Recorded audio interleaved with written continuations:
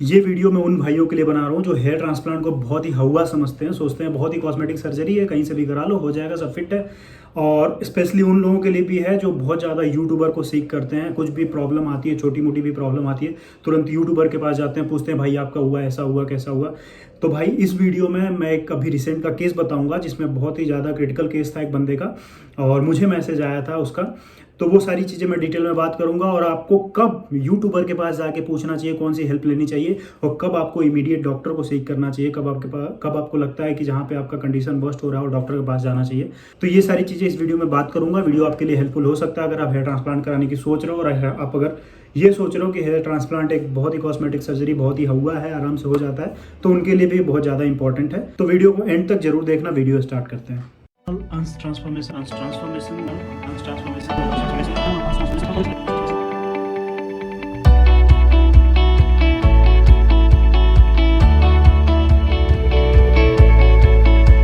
Hello, होला, नमस्ते, अस्सलाम वालेकुम, सत श्री अकाल। Welcome back once again on transformation.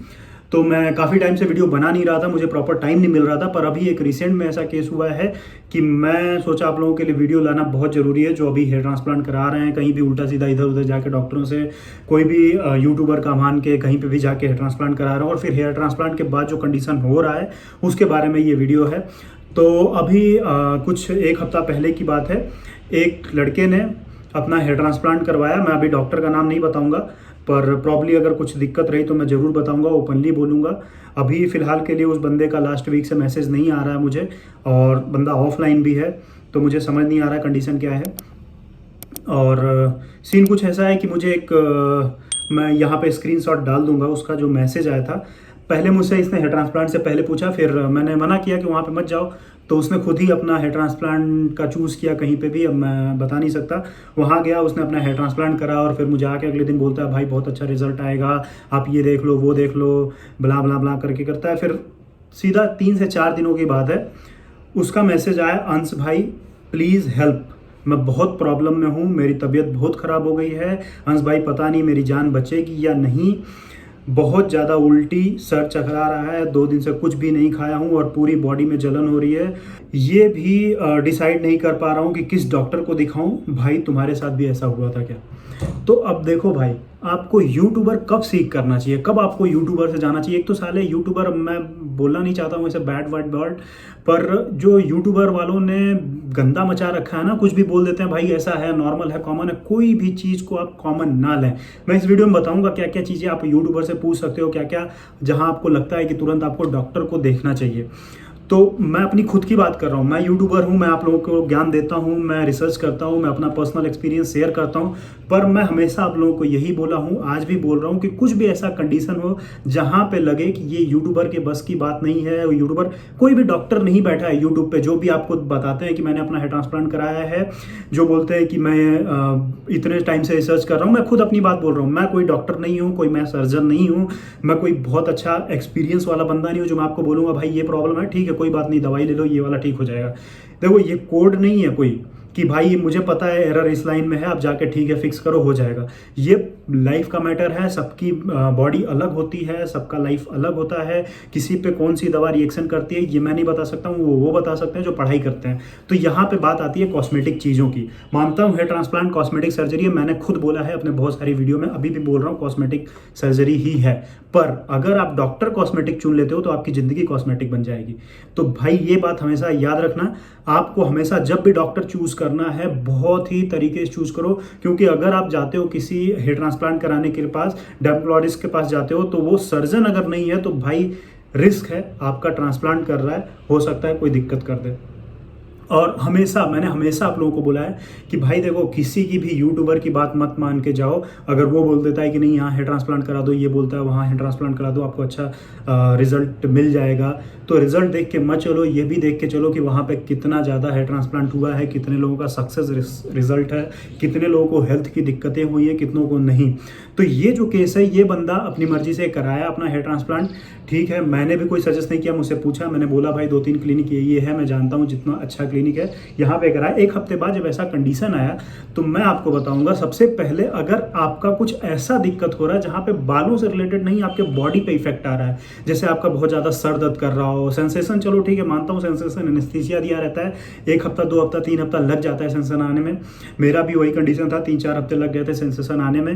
पर अगर आपको लगता है कि कहीं आपके जो ट्रांसप्लांटेड हेयर है उसमें पक रहा है, मवाद निकल रहे हैं, पीम निकल रहा है, या फिर आपका जो डोनर एरिया है वो पक रहा है, या फिर बहुत ज़्यादा इरिटेट कर रहा है, आपको सोने में दिक्कत हो रही है, आपको नींद नहीं आ रहा है, हमेशा इन सब चीज़ों के लिए पहले तो आप अपने ट्रांसप्लांटेड डॉक्टर से केस कंसल्ट करें। अगर ऐसा नहीं है तो इमीडिएटली, अगर आपको लगे कि बुखार बहुत ज़्यादा है, उल्टियाँ बहुत ज़्यादा हो रही है, आपको जो भी ट्रांसप्लांटेड एरिया है जहाँ से आपके रूट एक्सट्रैक्ट किए गए हैं वहाँ पे आपको हीलिंग नहीं समझ में आ रहा है, तो तुरंत अपने नियरेस्ट जो भी क्लिनिक हो, जो भी डॉक्टर हो अच्छा, वहाँ जाके समझें, बताएं उसको सारी प्रॉब्लम। कुछ भी झूठ नहीं बताना है डॉक्टर को। आप झूठ बताओगे कुछ और दवा देगा, वो नहीं समझेगा क्यों कैसे क्या, तो फिर उसके लिए तो फिर वो आपके लिए दिक्कत हो जाएगी, और फिर भाई आपके लाइफ पे बन पड़ेगी ये। तो मैं आप लोगों से हाथ जोड़ के बोलता हूँ कि ऐसे केस में ना फंसें। ऐसा कोई भी अपने बॉडी पे, अपने खुद के ऊपर ऐसा कोई भी मजाक ना करवाएं जिससे आपकी लाइफ को खतरा हो सकता है।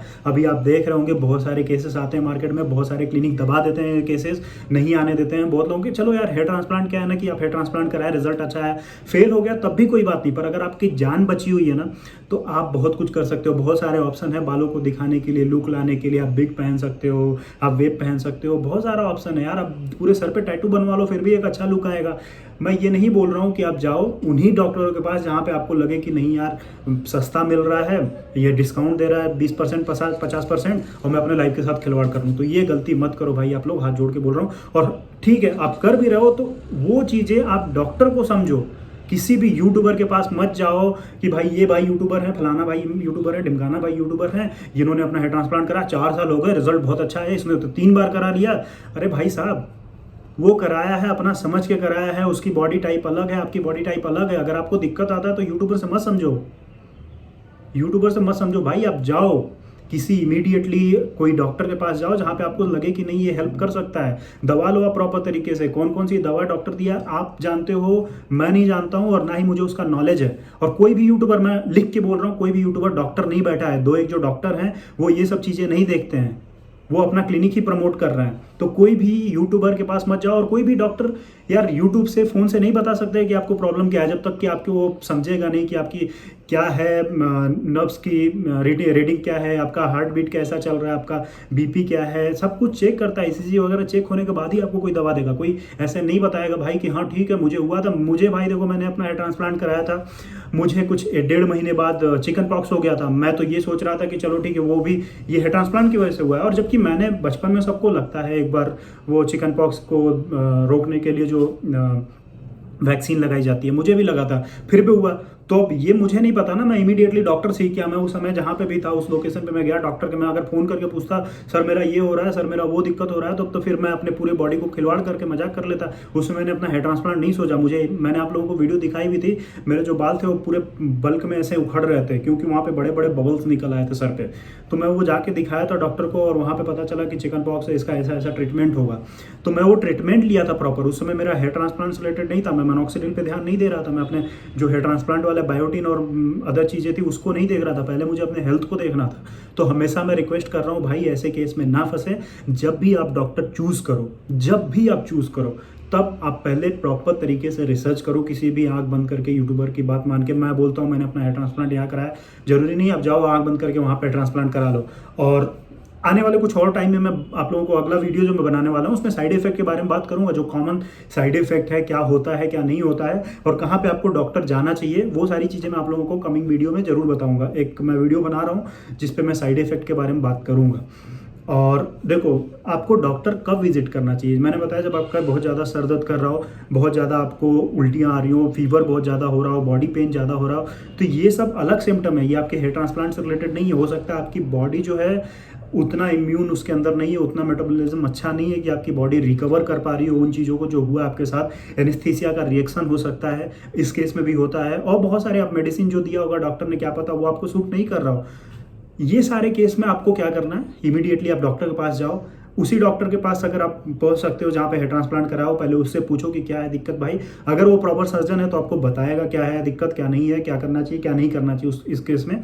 अगर नहीं ऐसा लगता है, आप वहाँ पे नहीं रीच कर पा रहे हो, तो आप इमीडिएटली कोई अपने नियरेस्ट डॉक्टर के पास जाओ, जो अच्छा डॉक्टर हो, जो जनरल सर्जन हो, जो आपको बता सके ये सब चीज़ों के बारे में, आपका इलाज कर सके उस समय। और अब मैं बात कर लेता हूँ जो सबसे ज़्यादा क्वेश्चन पूछते हैं लोग कि भाई मैंने ट्रांसप्लांट कराया, कितने ज़्यादा महीने में रिजल्ट आ जाएगा। ये सारी चीज़ें बहुत कॉमन है, ये ठीक है, आप अपने यूट्यूबर से पूछो, किसी से पूछो, मुझसे पूछो, मैं बताता हूँ 3 महीने में रिजल्ट आएगा, 5 महीने में रिजल्ट आएगा, बॉडी टाइप अलग होती है, सब यही बोलते हैं भाई।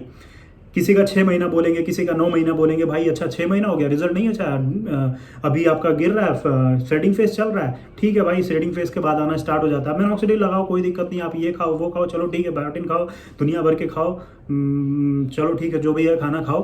पर अगर आपका कुछ गलत केस है, वहाँ पे जाओ। आपके बाल वॉश करना है कैसे, वो पूछना है यूट्यूबर से, ठीक है आप पूछो। बथेरे वीडियो पढ़े, आप जाके यूट्यूब पे देखो, कितने लोगों ने यूट्यूब पे वीडियो डाला है। मैं नहीं बोल रहा हूँ कि मेरे वीडियो आके देखो, सबने अपना अपना अलग टेक्निक बताया है कि भाई ऐसे धो ऐसे धो। किसी ने बोला स्प्रे मार के धो, किसी ने बोला पानी गिरा दो, किसी ने बोला खूब रगड़ के धो, कोई दिक्कत नहीं है। आपको ये सबसे यूट्यूब पे मिल जाएंगे, आपको जैसा कंफर्टेबल लगता है। आपको लगता है छूने में पेन हो रहा है, ठीक है भाई, आप पानी स्प्रे मार के गिराओ। आपको लगता है नहीं कंफर्टेबल है, स्काल्प निकालना है, तो ठीक है भाई, आराम से आप रगड़ के धो।